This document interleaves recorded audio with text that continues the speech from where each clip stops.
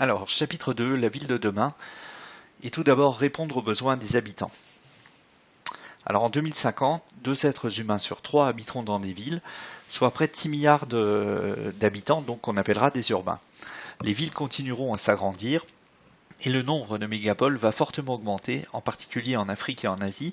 Donc sur la carte, on voit un certain nombre de ces grandes villes, donc il y en a beaucoup en Asie. Et on s'aperçoit aussi avec le taux d'urbanisation que sur ces deux continents, l'Afrique et l'Asie, il y a encore un taux d'urbanisation qui est relativement faible, donc l'exode rural va permettre encore une forte croissance urbaine. Alors ensuite, ce qu'on a vu dans l'activité 1, c'est un rappel du chapitre précédent, ces grandes métropoles devront faire face à de nombreux défis. Créer des emplois, bien sûr, améliorer les transports, gérer les ressources et les déchets, limiter les inégalités sociales et la pollution. Ensuite, grand 2, donc vivre ensemble dans la ville de demain.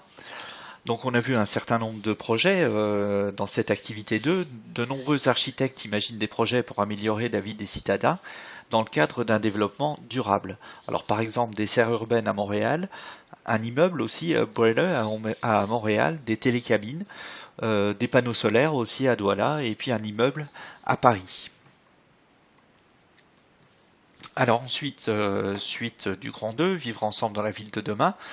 On a pris un exemple cette fois avec la ville de Songdo, donc en Corée du Sud, considérée comme une ville du futur et dans laquelle des nouvelles technologies sont très présentes et notamment c'est des villes qu'on appelle des villes connectées mais également des espaces verts, etc. Donc on a développé tout ça dans l'activité 3 pour voir un petit peu à quoi pouvait ressembler la ville de demain avec ses avantages mais aussi ses inconvénients.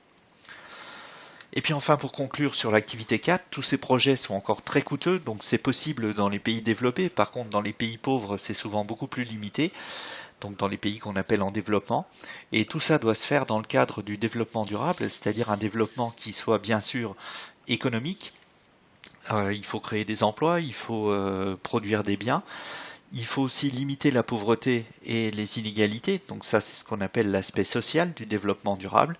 Et puis enfin, il faut essayer de préserver l'environnement, donc c'est l'aspect écologique, notamment pour les générations futures, et donc pour que ce développement soit effectivement durable.